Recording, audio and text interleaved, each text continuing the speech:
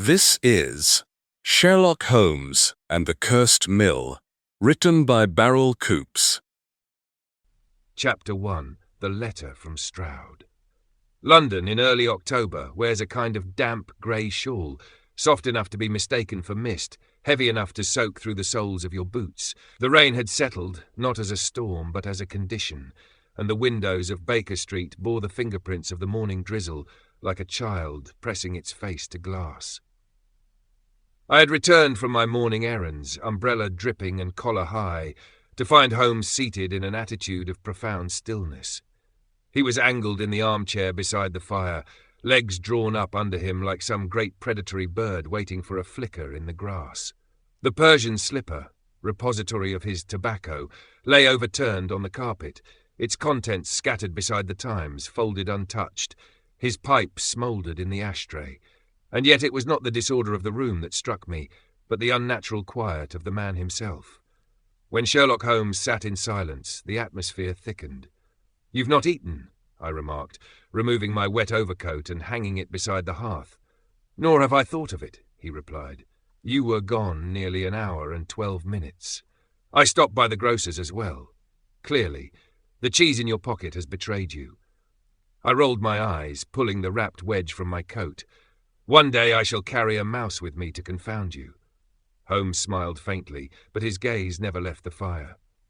It was only then that I noticed the object in his lap, a folded piece of coarse parchment, opened and read many times over, judging by the softened creases. It was not his usual correspondence. I knew at a glance. Holmes preferred heavy cream stationery, the hand-delivered kind from members of Parliament or anxious nobles. This was something else. I leaned closer. "You've had a letter," I observed as casually as I could. "A matter of minor but peculiar interest," he said, tapping his long fingers against the edge. "But not, I think, to remain minor for long." He handed it to me, unprompted. The parchment was damp at the corners, the ink blotched slightly from rain. Violet ink, which suggested a personality either eccentric or affected. It was addressed in a tight hand, blocky and angular. Open quote, Baker Street, London. October 2nd. "Dear Mr. Holmes, I regret to trouble you, but a matter has arisen which I believe you may find to your liking. The death of Miss Clara Delmare has unsettled this district for reasons beyond the tragic. Her body was found yesterday morning near Bleak Mill, under circumstances both impossible and deeply troubling. This marks the 4th such death by apparent drowning in 3 years, none of which occurred in water deep enough to cover the knees. And in each case, the victims were found without a trace of water in their lungs. Our coroner is baffled. The local folk believe it is the old curse of the mill reawakened. I confess, for once, I am at a loss to dismiss them. If it is within your interests and availability, I urge you to come. Delmare Hall will receive you gladly, and the matter, I fear, will not wait long. Yours in urgency, Inspector Thaddeus Willoughby, Straoud Constabulary." Close quote. "Willoughby," I said aloud, handing the letter back. "We worked with him once in the Ashcombe arsenic affair. Straightforward fellow, you remember?" "Quite," Holmes said, "which makes the letter all the more compelling. Willoughby is not one to court hysteria, and yet here he speaks of curses." "More than that," I murmured. "A body found with no water in the lungs, and 4 others before her." "3 others," Holmes corrected. "Clara Delmare is the 4th.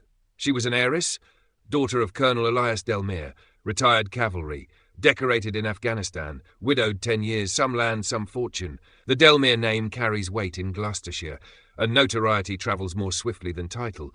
It's already been in the morning editions, though without the more anatomical details." I sat down across from him. "You suspect murder?" "I suspect something. The lungs do not simply decide not to drown. Either there was no immersion, or the immersion was staged." "Then death by some other cause?"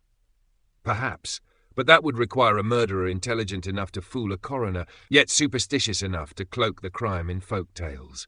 Or shrewd enough to let superstition do the work for him," I offered. Holmes smiled. "Very good, Watson." "Have you ever heard of Bleak Mill?" I asked. Holmes leaned back in his chair, fingertips pressed together. "I have, though only faintly. The place is associated with whispers and rural nonsense, phantom lights, noises in the machinery, that sort of thing. Local legends cling to mills like moss. But a death without water, now that is real. He stood, striding to the writing desk and rapidly penning a telegram. To Willoughby, he said as he worked, requesting the full coroner's report, the 3 previous incident files, and any police sketches or testimonies. I watched as he pressed the bell for Mrs. Hudson to send it off. He paused by the window afterward, watching the fog curl through the chimney stacks like pale fingers. Something had taken hold of him. "Do you believe in ghosts, Holmes?" I asked, half in jest. He turned to me with a rare stillness in his face. "I believe that fear is a ghost, and when properly manipulated, it can be as deadly as any bullet." "You missed something," Holmes said, reclaiming the letter from the mantel. He held it beneath a magnifying lens and turned it slowly toward the window's pale light. "Observe. The handwriting is firmer on the left slant, faltering to the right. Indicative of a right-handed man writing under duress, perhaps pain in the arm or shoulder. The paper is thick but poorly cut, stationery of the constabulary. Yet the ink is violet, very rare in official correspondence. His own, then, from home, suggesting haste. He did not wait to reach his office." He sniffed the corner delicately. "Slight trace of coal smoke, not London soot, thicker, provincial. There was a fire burning when he wrote this." "Holmes, surely?" "There's more. Note the faint impression at the bottom. He began to sign simply Thaddeus, a more personal appeal, then thought better of it." I took the letter again, seeing none of what he described. "It tells us," Holmes said softly, "that this case disturbs Willoughby more than he wishes to admit." The rest of the afternoon passed in a flurry of packing and telegrams. By 5 o'clock, our train compartments were reserved. By 6, we were en route to Paddington with our luggage secured in a hired cab, Holmes unusually silent beside me. He smoked not from pleasure but from necessity, his fingers restless, his eyes narrowed. The countryside rolled past in shadowy green and brown, trees turning to bare arms against the sky. Fog hugged the earth like a burial cloth. As dusk closed in, Holmes finally stirred. "Watson." "Yes?" "There is something wrong with the body," he said, "and with the mill. Something stares back from it. I do not yet know what it is, but it knows we are coming." The train whistle howled across the moor. Chapter 2. The House on the Hill. Delmare Hall emerges above the mist like a fortress haunted by memory. The station at Straoud was a modest affair, the sort of place where trains arrived with a sigh and departed with an apology. Our journey had ended in near-complete darkness, save for the sulphurous station lamps and the cold gleam of lanterns along the platform. The rain had paused, but left behind a shivering wetness that clung to the trees and rails alike. Our carriage awaited us, a black four-wheeled trap with a single horse and a silent driver who gave no name, nor did Holmes ask one. We rode in silence for the first mile, save the rhythmic clop of hooves and the occasional hoot of an unseen owl. The countryside stretched wide and low, with high stone walls dividing sheep fields and copses of oak and ash. It was the sort of land that held its breath. Holmes sat forward, eyes half-lidded, though I could tell his mind was moving at a relentless pace. I followed his gaze as it fixed on the distant silhouette of a structure on the hillside, a low, crouching shape like a hunched animal watching the valley. "That is Bleak Mill, I presume," I murmured. "It watches," Holmes echoed. "And what's more, it waits. The locals have given it a story. That always makes a place more dangerous." "How so?" "Because a story provides motive where none exists. It lets men act without conscience." We passed through a grove of twisted beeches, their bark pale and blotched like ancient skin, then emerged onto a slow incline. And there it was, Delmare Hall. It sat like a crown upon the hill, 3 stories of ashlar grey, square-shouldered and grim-faced. Ivy clawed up one wing, and the windows glowed faintly golden, but the place bore the look of a home that had forgotten what warmth was. It was too large for comfort, too silent for a house meant to be lived in. A narrow stone path led to the entrance. The driver said nothing as he halted the trap. The front doors opened before we could knock. Colonel Elias Delmare cut the kind of figure that made lesser men stand straighter without realizing it. He wore his grief like he wore his regimentals, in every inch of his bearing, but without a word. Tall, broad-shouldered, and stiff in every joint, he looked as though the war had never quite ended inside him. "You are Mr. Holmes," he said, offering a hand not for shaking, but for a kind of formal grip, military and ceremonial. And Dr. Watson. We gave our condolences, which he accepted with a curt nod. I thank you for coming. I wish I could say it brought comfort, but nothing does. His voice had the same cold edge as the wind outside. Still, there was something beneath it. Not warmth, exactly, but perhaps a fatigue too deep for anger. The interior of Delmare Hall was all dark panelling, high ceilings and tapestries whose colours had long since drained into browns and greys. Portraits stared from walls in rooms lit by candle sconces, and the air smelled faintly of polish and something older, something sour. I will not speak to you of curses, Delmare said suddenly as he led us down a long corridor, nor ghosts. I've no patience for them. Good, Holmes replied. I've little interest in superstition. I'm only concerned with what can't be explained. The Colonel paused. Then you may find yourself with a great deal of concern. He stopped before a thick door and opened it. I thought it best you see her before anything else. Her peaceful expression contradicts the method of death. He notes strange evidence missed by others. The room was cold, not merely unheated, but actively chilled. A fire had been lit and quickly abandoned. On a table laid with white linen, beneath a half-shuttered window, lay Clara Delmare.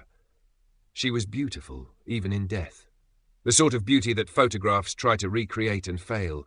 Her hair was chestnut, drawn back from her face, her skin pale as porcelain.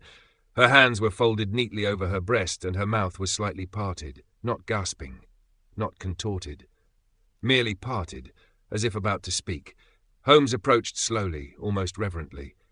She was 22, Delmare said, standing stiffly near the wall, found by the old mill race just after dawn. I saw her myself before the constable arrived. There was no mark on her, no bruise, no blood. Holmes said nothing for several moments. Then he bent low and examined her hands. Fingernails, he said softly. What of them? Asked Watson. Dirt beneath them. Clay, not silt. She was alive when she fell, or was placed somewhere other than the riverbank. He turned her wrist delicately. And this? What's this sheen? Oil. From the mill? I asked. Holmes shook his head. Not machinery oil, lighter, scented, something applied, not leaked. And here, he gently pried open her left hand, stiff with rigour. There, half hidden in the curve of her palm, was a scrap of grey cloth, coarse like a workman's coat. Holmes pocketed it without comment. No water in her lungs. The Colonel said hoarsely, I heard the coroner say so. That is correct, Holmes replied, which means one of two things. Either she died of some cause unrelated to the mill entirely, or she was drowned in such a way that no water touched the lungs. He straightened, brushing his fingertips together. Thank you, Colonel. I would next like to see her room. Clara's bedroom was at the rear of the hall, facing the hill that rolled down toward the trees. It was a young woman's room, though not a sentimental one, neatly kept, a writing desk with brass fittings, lace curtains, a faint scent of violets. Holmes moved like a hound, circling slowly. This drawer is locked, he said, tapping the desk. Delmare frowned. We didn't open it, the key was missing. Holmes took a slender tool from his inner coat and opened it within seconds. Inside, a notebook, its pages densely written in looping hand. He flipped to the last entry. Open quote, I saw him again near the sluice. Why does he watch the house? Why now? I think I know what he wants. I cannot be here much longer. But where can I go? Close quote. Holmes pocketed the notebook. Who had access to this room? He asked. Delmare hesitated. Myself, Mrs. Barrow, the maid, and, well, no one else. No suitors? Delmare's face darkened. She had many admirers, but she was not involved, if that's what you mean. Holmes moved to the window and peered outside. Watson, come. I stepped beside him and looked down. Faint marks in the flower bed below, boot prints, fresh. Someone stood here, possibly more than once. At dinner, he notes tension between the Colonel and his housekeeper. Something remains unsaid. Dinner was served in a long, dark dining hall. Mrs. Barrow, the housekeeper, was a slight woman with sharp eyes and tighter lips. She hovered behind the Colonel's chair as he ate sparingly. Conversation was stilted, marked by long silences. Holmes spoke little, but watched a great deal. At one point, Mrs. Barrow reached to fill the Colonel's glass. Their eyes met, only for a second, but something flickered. Guilt, grief, fear. Holmes did not miss it. Later, in the guest room, Holmes stood at the window again, staring into the misted woods beyond. She was afraid, he said. Of someone in the house? I asked. He didn't answer at first. She didn't drown, Watson. She was already dead when she reached the mill, but someone needed her found there, someone who believed in the curse, or wanted others to believe it. And the cause of death? I don't know, he said, not yet. He turned from the window. But I do know one thing. Whoever killed Clara Delmare had a reason to keep her mouth closed and her lungs empty. Chapter 3. The Curse of Bleak Mill. Part 1. The Village of Chimford Hollow.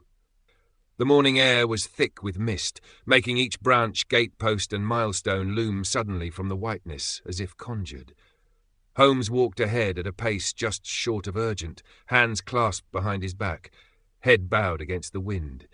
We passed through a patch of woodland where the branches hung low, twisted like the arms of drowning men. A heron lifted off from a stagnant pond with a cry like a human scream, and I admit to starting slightly. Holmes did not flinch. We emerged into the village just as the first shop shutters were opening. Chimford Hollow was no more than 2 rows of squat stone buildings arrayed along a sunken street, half cottages, half businesses, all damp. Moss climbed the walls like ivy, smoke limped from chimneys, and somewhere nearby a dog barked without conviction. As we passed the bakery, 2 children stopped mid-play to stare at us. One clutched a rag doll by the neck. A woman standing at the haberdasher's window pulled her shawl tighter and turned away. "Friendly folk," I muttered. "They are scared," Holmes replied. "And like all frightened people, they imagine the worst. Someone has been feeding those imaginations." We paused before a narrow building with a painted anvil above the door. Jonas Welham, blacksmith, was stencilled on the sign in faded red. Holmes knocked once with the handle of his stick. The door opened with a sound like a coffin lid. Jonas Welham was a barrel of a man, square of jaw, soot-stained to the elbows and glaring with the suspicion of someone who expects to be accused of theft. He wore a leather apron and had a scar above one brow that made his scowl look permanent. "If you're here about the girl, I've said all I mean to," he said before we could speak. "We're not the police," Holmes replied calmly. "We're here on behalf of Colonel Delmare." "That's no better." Holmes stepped inside without invitation, nodding at the forged tools on the walls. "Fine work. That's your work on the gate up at the hall, is it not? 4-bar lattice, counterweight latch." Welham blinked. "Aye, 10 years ago that was. You shape iron. You know its weight. Then you'll understand when I say that something about this case feels weighted, unbalanced." Welham snorted. "It's cursed, is what it is." He moved to a bench and poured himself tea from a dented tin kettle. After a long moment, he gestured toward 2 wooden stools near the forge. Holmes remained standing. "Welham," he said quietly, "you saw something. Something you have not told the constable. If you hadn't, you'd not be looking at me like a man waiting for thunder." The blacksmith stared at the floor. "I don't want trouble," he muttered. "You already have it," Holmes replied. Silence stretched. Finally, Welham said, 3 nights ago. That's the night she died, isn't it?" "Yes. I was walking home from the tavern, past the edge of the mill pond, took the shortcut through the copse." He hesitated. "I saw lights, strange lights, blue, not firelight, dancing over the water, not one but several, like will-o'-the-wisps. And I heard something, like metal, turning, slow, deliberate." "Did you investigate?" Welham gave him a withering look. "I'm not mad. No one goes near Bleak Mill at night, not unless they want to wake up with their souls sucked out." Watson raised a brow. "Do you believe the mill is haunted?" "I believe people are dead who shouldn't be, and nobody's been able to say how. That's close enough." "Was anyone else nearby?" Holmes asked. "I heard a splash," Welham said quietly. "Could have been a fish. Could have been a body. I turned and walked the long way home." He looked up then. "Don't tell the constable. I don't want no talk of me meddling. But if you're wise, you'll burn that place to the ground." The next house belonged to Edna Vellum, a retired schoolteacher with a high-backed spine and a voice like polished wood. Her cottage overlooked the edge of the marshes, with a line of sight toward the old mill. She answered Holmes's knock herself, peered out from behind a curtain, and finally opened the door with a grimace of caution. "Are you with the police?" "No," Holmes said. "Then you'll get the truth." She ushered us inside, where an oil stove crackled and lace antimacassars adorned every chair. "I saw him," she said without prompting. "I know what people say, that I've gone soft in the head, but I saw him." "Who?" I asked. "The man near the sluice gate, the night the Delmare girl died. Tall, wore a long coat, black, I think, but the moon wasn't strong. He carried a lantern with a shutter like a railwayman's, turned it off and on." "Did you see his face?" "No, but he didn't walk like someone young, had a limp, slow and deliberate, like someone who wasn't afraid of being seen." "Where did he go?" Holmes asked. "Disappeared behind the mill. I waited to hear him come back, but he didn't." "You told no one?" She smiled bitterly. "You think the constable wants to hear from an old crone who lives alone and talks to her cat?" Holmes glanced at Watson. "The girl had a bruise on her wrist, shaped like a man's grip. He may have been the last to see her alive." "I hope you catch him," Edna said. "But mind yourself, there's something about that place, something that stares back." Constable Merritt was young, sharp-shouldered, and in possession of a moustache he hadn't quite earned. He was found outside the grocer's, sipping weak tea from a metal cup. Holmes wasted no time. "Constable, I understand you were the first to respond to the scene at Bleak Mill." "I was," Merritt said defensively. "Did as I was trained." "Of course. Did you hear anything unusual the night prior?" Merritt hesitated. "No." Holmes stared at him. The constable sighed. "There was something. Around 11, I was patrolling near the West Road, heard this low, humming sound, mechanical, then what sounded like a chain pulling, metal on metal, then, well, someone groaning. Groaning? A low, drawn-out moan, inhuman. "Did you investigate?" "I went as far as the fence. Saw nothing. I left it. My superior told me not to bother chasing shadows." Holmes's face was unreadable. "You failed your duty, Constable, and someone died." Merritt flushed. "I didn't know. You never know." Holmes snapped. "That is why you check." We left the village as the light began to fade. The mist had returned, heavier now, coiling around our feet as we walked back uphill toward the hall. Holmes's stride was long, his thoughts clearly racing. "So," I said, "lights, sounds, a cloaked figure, and a girl with no water in her lungs. What do you make of it?" "I make of it," Holmes said, "a deliberate campaign. Someone has cultivated the legend of Bleak Mill, not merely to frighten, but to protect, to keep curious eyes away." "Protect what?" "That, Watson, is the question. But whoever it is, they have access to the mill's inner structures. They understand light, sound, machinery, and fear." We reached the ridge above the mill. Holmes paused. Far below, the ruined building lay half submerged in the gloom. Just then, a flicker of blue light glinted from a window, then vanished. Holmes's voice dropped to a whisper. "And they know we're watching." Chapter 4, Foots in the Silt. The path to Bleak Mill was little more than a deer track through reed and mud. It ran beside the weir like a boundary line between the natural world and something forgotten. To one side, the marsh spread in low, shivering grasses. To the other, black water pooled sluggishly between broken branches, dotted with the swollen corpses of drowned leaves. I followed behind Holmes and Inspector Willoughby, the constable stepping lightly despite his heavy boots. Holmes, for his part, had shed his overcoat and walked in shirt-sleeves, eyes fixed on the horizon, as though drawing the mill to him by force of will. "There it is," Willoughby muttered, raising a hand. Bleak Mill rose ahead of us like a carcass bleached by time. The main structure was stone, squat, thick-walled and sagging in its middle where the old wheelhouse drooped into the stream. The top windows were shattered, the roof half collapsed. Ivy had tried to claim it and given up. Its reflection in the water rippled with an oily sheen. "Uninhabited for 20 years, Willoughby said. "Though God knows it never stopped being occupied in the stories." "Only 20, Holmes said. "It looks ancient." "There was a death in the machinery," the inspector added, his voice low. "A miller dragged into the gear teeth, crushed near to vapour. That's when the stories started." Holmes did not reply.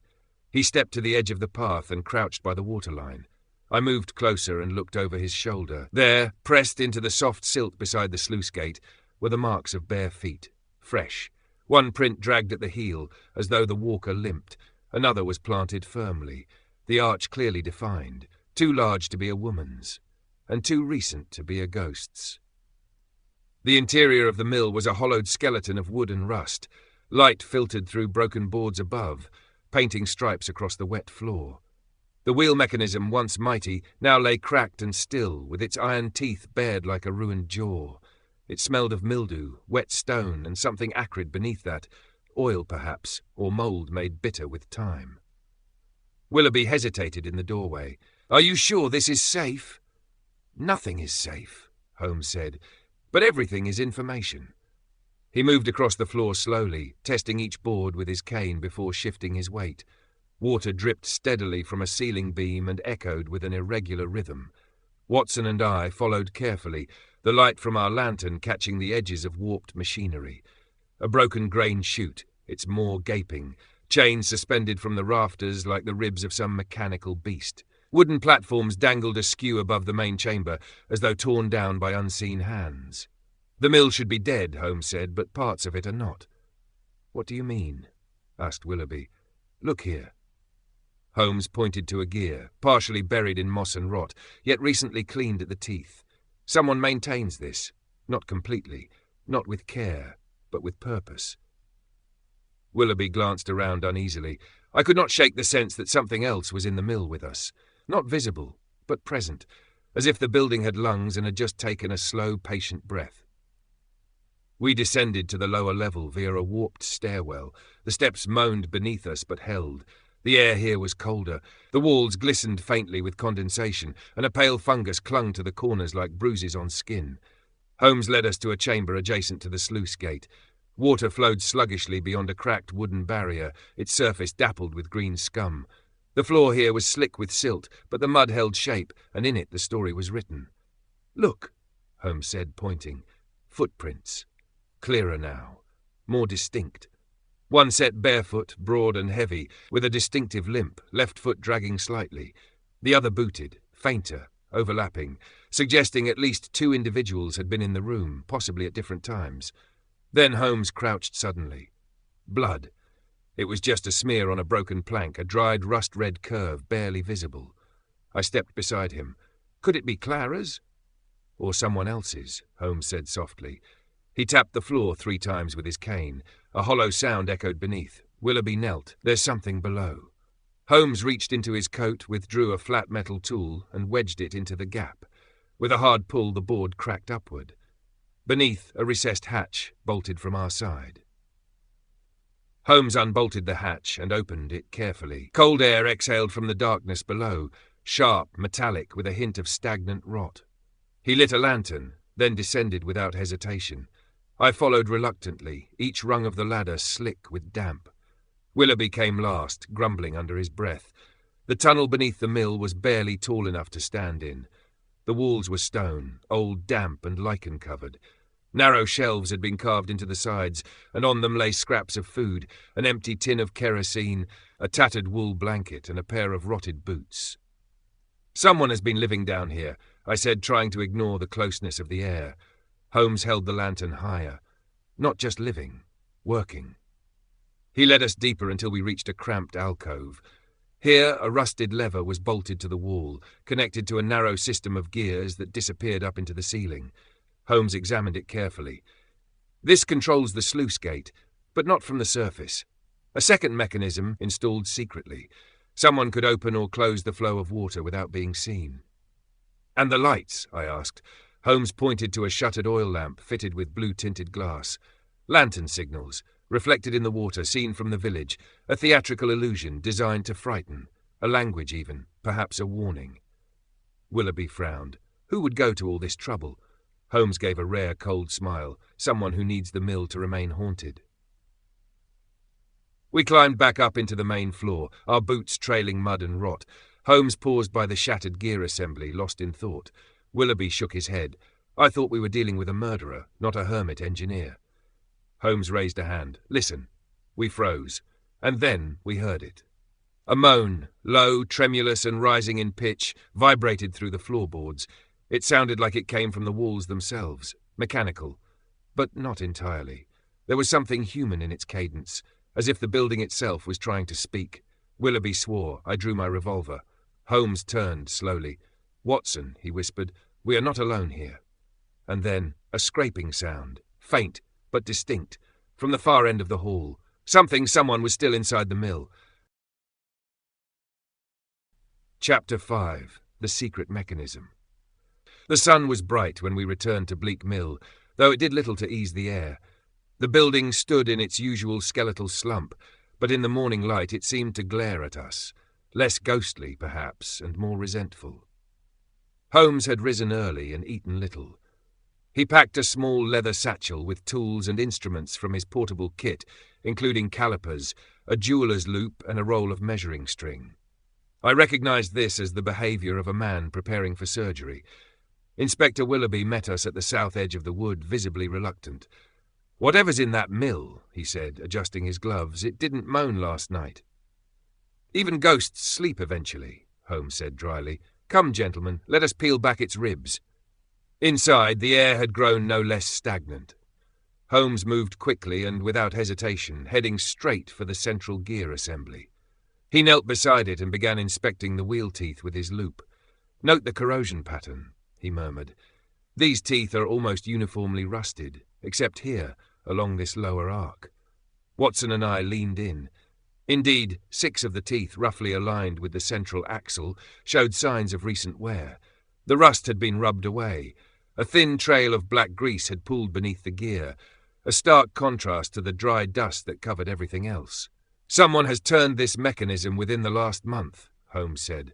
"More than once, possibly even recently. Look at the axle housing, fresh scoring marks." Willoughby frowned. "But why turn it if the millstone doesn't work anymore?" "Ah, that is the question," Holmes murmured, "and I believe the answer lies not in grinding grain, but in managing movement." He drew a length of string from his pocket and began mapping connections between pulleys, belts, and levers. I watched, slightly baffled, as he threaded the string through the old framework like a spider measuring its web. After 10 minutes, he stood back, then smiled. "There's your answer," he said. "The sluice gate, the trapdoor in the floor, and the grain chute, each could be controlled from here." "From one station?" I asked. "Precisely." He tapped a wheel brace with his cane. "This was never meant to produce anything. Not anymore. It was repurposed. The mill's machinery is not dead. It's rehearsed." We ascended the north ladder to a platform that hung precariously above the sluice basin.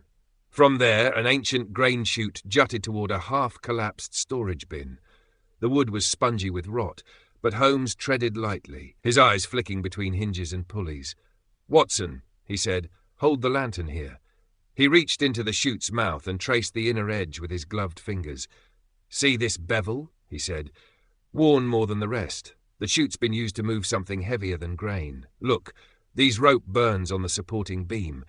Something was lifted, suspended, and dropped." "A body?" Willoughby asked. "Possibly more than one," Holmes replied. "The pulley system could lower a corpse into the water silently and retrieve it again if needed. No witnesses, no splash. The curse does the rest." He reached down into the base of the chute and pulled free a short length of frayed rope, stained with something dark. "Blood?" I asked. Holmes sniffed, then nodded. "Dried blood. Not recent. Weeks old, perhaps. Maybe months." He looked up at the pulley housing, tracing the path of the rope with his eyes. "This was designed," he said softly, "not improvised." Holmes continued exploring the rafters while I stepped carefully toward the edge of the wheel assembly. My boots squelched slightly where the floor dipped. A fine silt had settled into every crack. Then I saw something glinting faintly in a small pile of debris caught in the corner of a gear housing. I knelt, brushed it clear, and retrieved it. "A button," I called. Holmes was beside me in an instant. He took it in hand, turning it over beneath his loop. Brass, flattened, likely from the gears jamming, and here, an insignia. He angled it toward the light. A faint embossed symbol remained, though much of it had been worn away. "A lion," he said, "or perhaps a stag. Difficult to tell." Willoughby squinted at it. "Doesn't match anything from Miss Delmare's wardrobe." "No, this belonged to someone else." "A previous victim?" I asked. "Perhaps," Holmes murmured, "or a visitor who wasn't meant to be seen." He slipped the button into his pocket. "Either way, it narrows the field. This wasn't a madman's hideaway. It's not chaos, it's order, grim, deliberate order." In the grain storage bin beside the chute, Holmes knelt again and retrieved something bulky, covered by an old sack. It was leather, stitched crudely, with a long flexible tube and a pair of metal valves attached to the sides. "What on earth is that?" I asked. Holmes turned it over in his hands. A crude respirator, he said, fashioned from scraps, leather from a satchel or boot, tubing from bellows or brewery equipment. The metal here, hand-cut. The maker had skill but limited tools. Willoughby stepped back. What's it for? Breathing in confined spaces, possibly underground or in heavy dust. More tellingly, it would allow someone to spend time in a closed tunnel, or even a semi-flooded one, without asphyxiation. Could it have belonged to the killer? I asked. Holmes didn't answer immediately. It belonged, he said finally, to someone who knows this building better than anyone, someone who understands how to move unseen and how to hide their scent, their breath, even their shape. He folded the mask and stowed it in his bag. This is not the work of impulse. This is the work of a mind that studies and repeats. As we emerged from the mill, the wind picked up, blowing through the rafters with a sound like distant laughter. Holmes stood on the threshold, staring back into the building as though expecting it to close its mouth behind us. Willoughby lit a cigarette with shaking hands. What now? Holmes didn't reply at once. His gaze had turned inward. At first, he said, I believe the mill was chosen for its remoteness, its superstition, a backdrop for misdirection. And now, I asked, now I believe it is the engine of the crimes. This building is the murder weapon. He turned to us. Someone has been using this mill not as a hiding place, but as a stage. Every murder has been performed. Every sound, every light, every scream, scripted, practiced, refined. The gear systems of the lines, the pulley levers, the blocking, the lights, the cues. Watson said nothing. Willoughby whispered, Then who is the playwright? Holmes looked again toward the mill. The wind stirred the reeds. A man, he said, who believes himself a god. Chapter 6. The Portrait and the Governess. We returned to Delmare Hall shortly before dusk. The sun, just beginning to lower behind the western ridge, cast long shadows across the drive, turning the ivy-strewn facade of the manor into a silhouette of crooked geometry. Holmes walked ahead of us, silent and inwardly turned, his brows knotted with private arithmetic. Inside, the hall had grown quieter still, as though grief had ossified into silence. The fireplaces burned lower. A draught crept under the great doors and seemed to carry whispers in it. The staff moved softly, as though the walls had ears, and the eyes in the portraits above the staircases seemed, more than ever, to be watching. Mrs. Barrow met us at the threshold to the drawing-room. Her expression was unreadable, her apron freshly pressed, but her hands betrayed her, fidgeting, clenched, twitching at the folds. "The Colonel will see you in the gallery," she said without meeting our eyes. "He's requested privacy." Holmes nodded. "And Clara's room? Has it been disturbed?" "No, sir. Just dusted." "Very good." He offered her a tight-lipped smile that was not polite so much as strategic. "I shall start there." The gallery was a long, cold room on the second floor, its oak panels hung with the stern visages of generations of Delmares. Portraits in oils stared from heavy gilt frames, almost all of them men in uniform, jawlines etched in certainty, eyes painted for war. But one portrait stood out, not for its grandeur, but its disrepair. It hung slightly crooked at the far end of the corridor, partially turned to the wall. The canvas bore a single long gash across the cheek, deep enough to have torn the underlying cloth. The face, beautiful, pale, watchful, remained recognizable despite the damage. It was Clara's mother. Holmes stopped before it. He didn't speak at first, only stared. Then, this was not done by accident. "No," said a voice behind us. Colonel Delmare had arrived silently, as though conjured by the act of noticing. He stood with one hand behind his back, the other gripping the doorframe. "She was disturbed, toward the end," he said quietly, "melancholy, nervous." Holmes turned. "The damage? A fit of temper, some years ago." "Who struck it?" The Colonel's jaw worked for a moment before he replied, "That is no longer of relevance." "Was it your daughter?" He looked up sharply. "I beg your pardon." Holmes took a step forward. "A child sees things. Even if they don't understand them, she may have seen more than you wished. I will not discuss Clara's private beliefs." "I am not asking what she believed," Holmes said softly. "I am asking what she knew."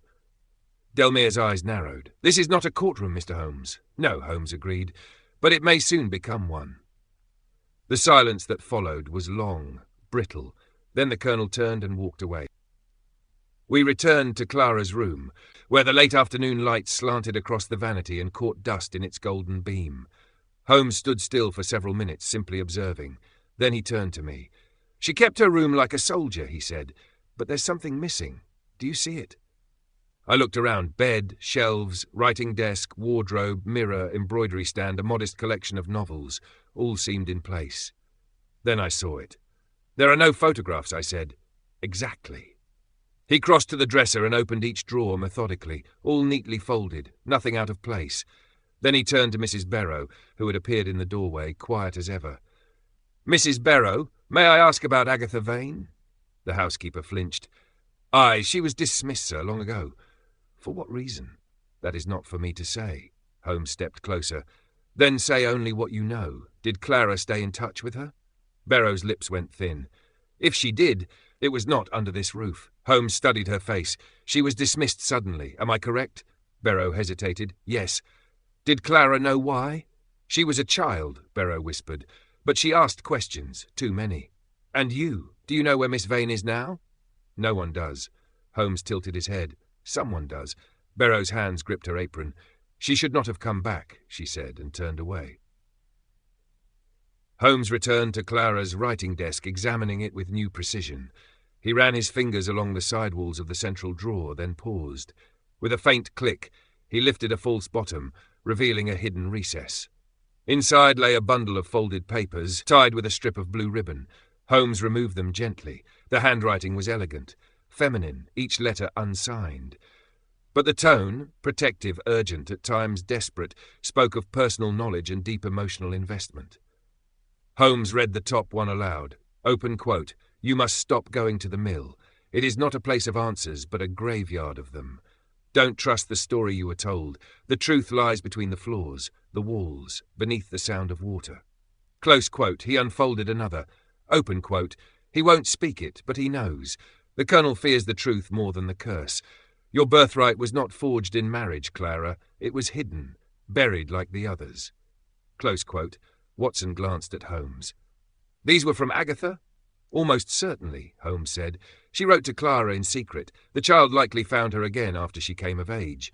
He turned over the final letter, noting the paper's watermark. "St. Agnes Convent," he murmured. "A local institution. Closed 10 years ago. Burned down under mysterious circumstances." I blinked. "Do you think she was living there?" Holmes folded the letters. "I think she still might be." That night, Holmes stood at the window in our guest chamber, his back to the fire, arms folded. "Watson," he said quietly, "Clara was being watched, possibly from childhood, and yet she was clever enough to hide her trail until it was too late. Do you believe she was murdered for what she knew?" "I believe she was murdered for what she might have done." He turned, face etched with something harder than anger, something close to disgust. "She was not Colonel Delmare's daughter. Or if she was, it was never meant to be known. The governess, Agatha Vane, was dismissed not for impropriety, but for knowing too much, or for bearing too much. A child, or a secret about one. And now someone is tying off the loose ends. The mill is more than a trap, it's a tomb. I believe more than one secret is buried beneath its stones." He moved to the mantel and placed the bundle of letters in his satchel. "This is no longer a case about mechanical trickery," he said. "It's a case of inheritance, shame, and vengeance. The past has returned, and it brought tools." Chapter 7. The Man with the Hollow Voice. The wind had shifted that evening, blowing in from the west, laden with the smell of peat and damp bark. Holmes stood in the doorway of Bleak Mill, the twilight glancing off his profile like the blade of a knife, his expression grim with precision. The plan had been sketched quickly, as if he had already conceived it hours before, and had only now permitted the rest of us to hear it. "He will come," Holmes said. "How can you be sure?" I asked, adjusting the revolver inside my coat. "Because we've disturbed his stage. We've entered his sacred space. And worse, we've tampered with his tools." Holmes moved through the shadowed main hall with the ease of someone navigating his own mind. From his satchel he produced a shuttered lantern, one of the same design we'd seen described by villagers, its glass panel tinted blue, the shutter operated by a small wheel. He climbed the ladder to the mid-level, where broken floorboards hung like rotten teeth. "There," he said. "That window faces the village. We'll mimic his own signal." A double flicker, then a pause, then one long shine. What does it mean? Possibly nothing. Possibly everything. If he has a partner, or an informant, he'll want to know if the mill's been entered. If we give him the signal, he'll come to check for himself. He lit the lantern. The blue glow pulsed in the darkness like something alive. Holmes flicked the shutter twice, paused, then held it open for 3 full seconds. Then he extinguished it. Now we wait. He positioned me just inside the south entry, behind a heap of old sacks and a broken beam, close enough to see the sluice, far enough to stay hidden. Holmes ascended into the upper grain loft and vanished into the shadows above the wheel assembly. The night began to thicken. It was just after midnight when the sound of footsteps broke the stillness. At first I thought it might be the wind pushing through the reeds, but then the cadence became clear, soft, deliberate, limping. A single lantern glow bobbed in the dark outside, then passed through the mill's collapsed archway. The figure was tall. Cloaked in a long coat that nearly brushed the ground, he wore gloves and heavy boots. His face was obscured by a hooded mask, fashioned from leather and iron, fitted with tubes that connected to a filter strapped at his hip. He moved like a man in pain, or a machine trying to walk like a man. He paused in the doorway, listening. Then, "Is someone here?" The voice emerged in a mechanical rasp, echoing with unnatural depth. It vibrated through the floorboards like a ghost dragging chains. I held my breath. The man stepped inside, his lantern sweeping across the walls. Holmes remained utterly still above, not even his shadow moving. The man approached the sluice gate and bent to inspect the gear controls. His breathing rasped through the device. Then he straightened and froze. A creak. His head turned. Slowly. Listening. Holmes had shifted above, too late. "Who's there?" The voice boomed again, louder this time. He reached into his coat. "Now, Watson!" Holmes's voice rang out. I leapt from my hiding place, drawing my revolver. The man turned sharply, and Holmes dropped from the rafters like a hawk. But the man was quick. He struck out with a metal rod from beneath his coat, catching Holmes across the forearm, then darted for the side door. Holmes lunged, grabbed his cloak, tore it, and the man vanished down a half-collapsed stairwell. "Don't let him reach the sluice tunnel," Holmes shouted. I bolted. I found him at the base of the stairwell, limping swiftly toward the sluice where reeds rustled like the hiss of snakes. "Stop!" I shouted, raising my pistol. He turned, hesitated, then charged. We collided near the water's edge. He knocked the weapon from my hand and slammed me back against the sluice beam. My vision flared with white stars, but I held my grip on his cloak and his satchel. I tore it from his shoulder as he twisted away. He shoved me down hard, and I landed in a mess of mud and shattered reeds. By the time I stood again, he had vanished into the marsh, the sound of his rasping breath echoing through the fog. Holmes arrived moments later, panting. "Did you get him?" "No," I said, "but I got this." The satchel was black leather, stained with something dark, heavy, sealed with a brass buckle.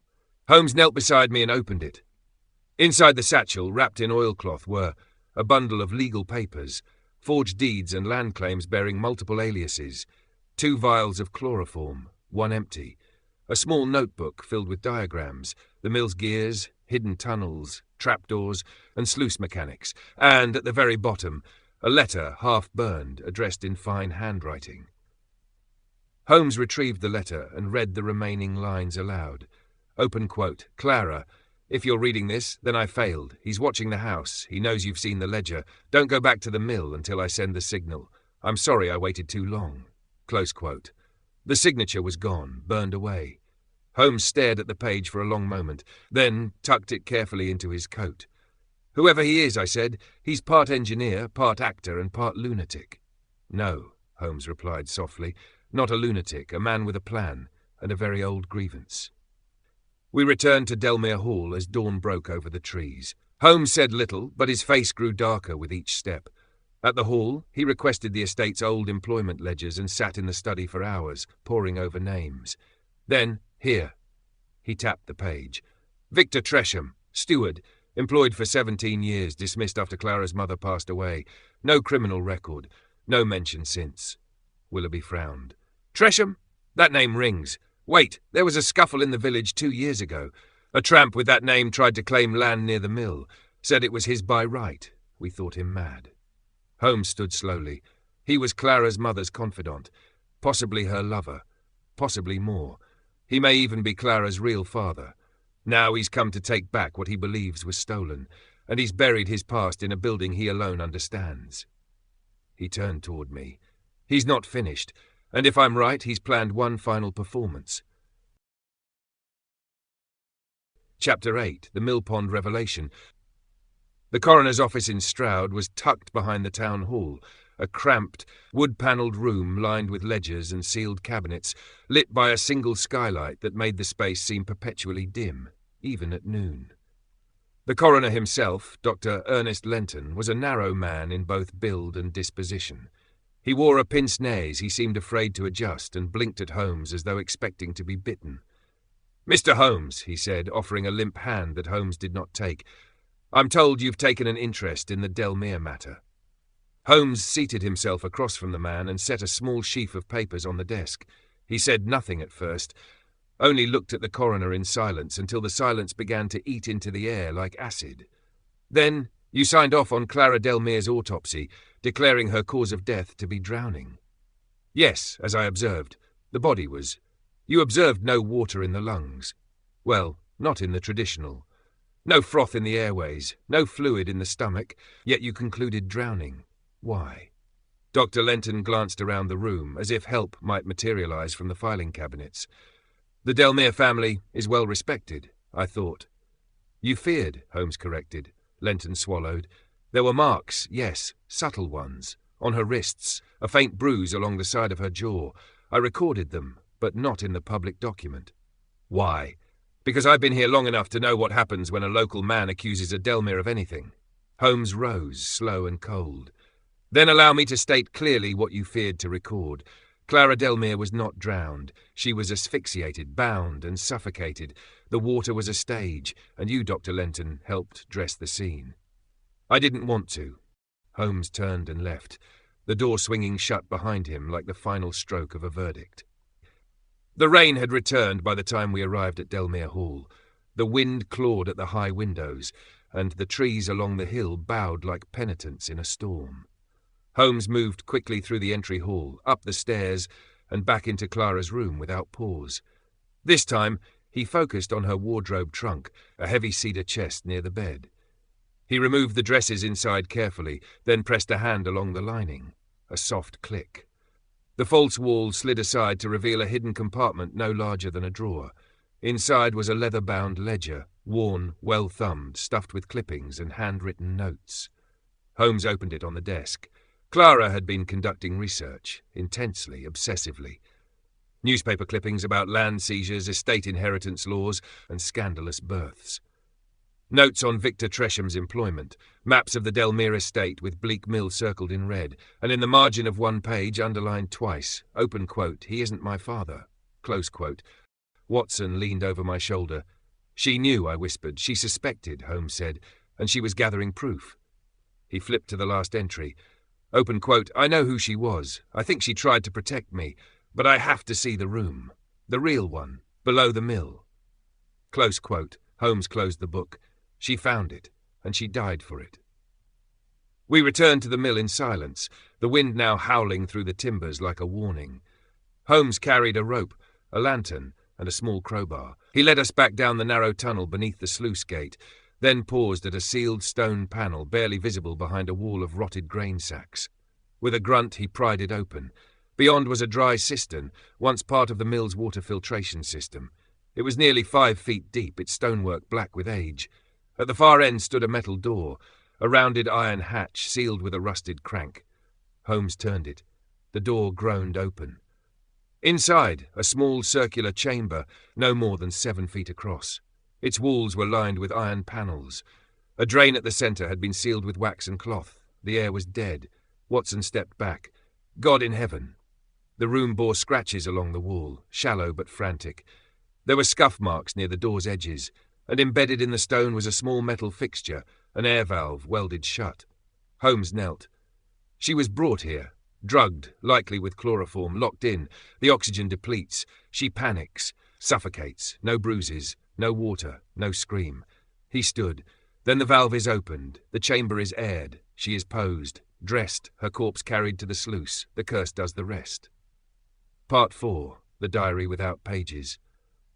Holmes turned his lantern once more around the chamber, then reached behind a broken plank near the wall and drew out a small book wrapped in damp linen. Clara's diary. He opened it. The pages were bloated, the ink smeared, but the early entries were intact. Observations, dreams, notes of unease. The final page read, open quote, "He said he knew my mother, but he would not name her. I think he's trying to warn me, or frighten me, perhaps both. If I don't return, this is where to look." Close quote. The rest had been torn out. Holmes ran his fingers over the binding. Recently, he said, he took her words, her voice, the last thing she left, and burned it. He opened his satchel and placed the diary inside. She kept this here. She must have known he might come for her. Perhaps she even planned to use this chamber as a hiding place. She underestimated him. "And now?" I asked. "Now," Holmes said, "we'll give her voice back." That evening, Holmes stood before the hearth at Delmare Hall, the diary in one hand, the ledger in the other. Willoughby sat across from us, pale and still. "She was his," Holmes said. "Tresham's daughter, illegitimate, conceived during his tenure as steward. The Colonel may have known, or suspected. Either way, Clara's discovery meant scandal and a potential claim to the Delmare estate." Willoughby nodded slowly. "And the governess?" "Agatha Vane," Holmes said. "She likely gave Clara up to preserve the Delmare name. Then she disappeared, burned with the convent, or perhaps she escaped. But Clara found the truth, and once she did, she became a threat." Holmes tossed a handful of the mill's diagrams onto the table. "Victor Tresham built a myth. He shaped it from fear, gears, and shadow. He turned a crumbling mill into a machine of misdirection, and he killed his own daughter to finish the story." Watson stared into the fire. "All this," he said softly, "for a name, for land." Holmes turned to us. "No, not just for that." He held up the breathing mask, taken from the mill's tunnel. "For control of the narrative, the legacy, and the fear. He didn't just want to kill Clara, he wanted the mill to eat her, to erase her." Holmes stepped to the window, watching the rain stream down. "It was never a ghost, Watson, just a man, clever enough to build one." Chapter 9. Down the Sluice. Bleak Mill never looked darker than it did that night. The moon had been swallowed by clouds, and the trees on the hill stood like sentinels, black against the damp sky. The only light came from Holmes's lantern, which he kept hooded and close to the ground. We approached through the marsh silently, boots squelching in the mire, each breath curling from our mouths like secrets we dared not speak. Holmes moved like a man in ritual, every motion deliberate. In the main hall, he placed Clara's ledger and the breathing mask atop a slab of stone in plain view, under the broken window where the moonlight, should it appear, would fall. Nearby he laid the diary, half open, its water-stained pages trembling in the wind that passed through the mill like a whisper. "This is not bait," Holmes murmured as he stood, brushing dust from his knees. "It is a mirror. He will see himself here, and he will come to destroy it." Inspector Willoughby took position with a constable just outside the southern wall, pistols loaded. I remained behind a stack of decayed sacks near the wheelhouse, just in view of the central trap mechanism. Holmes ascended to the grain loft once again, a rope coil slung over his shoulder, a wrench tucked into his belt. His expression was not one of vengeance, but of grim necessity. He looked down at me once before vanishing into the beams. Then we waited, and the mill waited with us. He came near midnight. No footsteps this time, only the hiss of reeds parting. Then a shimmer of blue light, rising between the trees like a will-o'-the-wisp. The lantern glow. He entered the mill slowly, breathing raggedly through the mechanical mask strapped to his face. The tubes shuddered with every inhale. His long coat was soaked, clinging to his limbs like wet parchment. In the dim light, he looked more like a construct than a man, something forged rather than born. He stopped before the ledger. The moment he saw it, he shuddered, reached for it with both hands, then snatched them away as if it burned. Holmes's voice echoed from above. "You tried to erase her, but she left too much of herself behind." Tresham spun, lantern flaring. "Holmes." His voice was metallic, barely human. "You should not be here." "And yet I am," Holmes replied, "standing in the middle of your masterpiece." Tresham stepped back. "I never meant for you. This wasn't your stage." "No," Holmes said, "it was hers, Clara's, and you wrote her final scene." Tresham's shoulders rose. She wasn't supposed to look, to dig. She had everything, and she wanted the truth. Because the truth was hers by right. "I gave her life," Tresham roared, the sound echoing through the mill like thunder trapped in a drum. "I gave her breath. I loved her mother. Do you hear me? She would have married me, if not for that damned colonel and his damnable pride." "She learned who you were," Holmes said coldly, "and you killed her for it." Tresham's voice dropped to a whisper.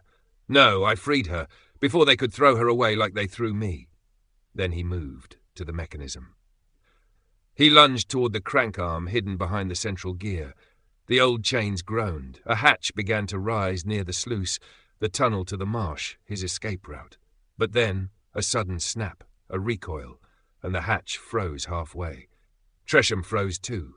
"What did you do?" he snarled, jerking the handle. "Rerouted the gear tension," Holmes said, stepping into view, descending from the rafters like judgment incarnate. "I assumed you'd flee the way you always do, through the trap you built." Tresham turned, pulled a blade from beneath his coat. Holmes stopped on the last step. "It's over." "You think I'm afraid to die?" Tresham hissed. "I built death into this place." "And now you're buried in it," Holmes said. With a scream of frustration, Tresham lunged. Holmes sidestepped, caught the man's wrist, twisted. The knife clattered to the floor. They grappled near the wheel assembly, a tangle of limbs and coat fabric.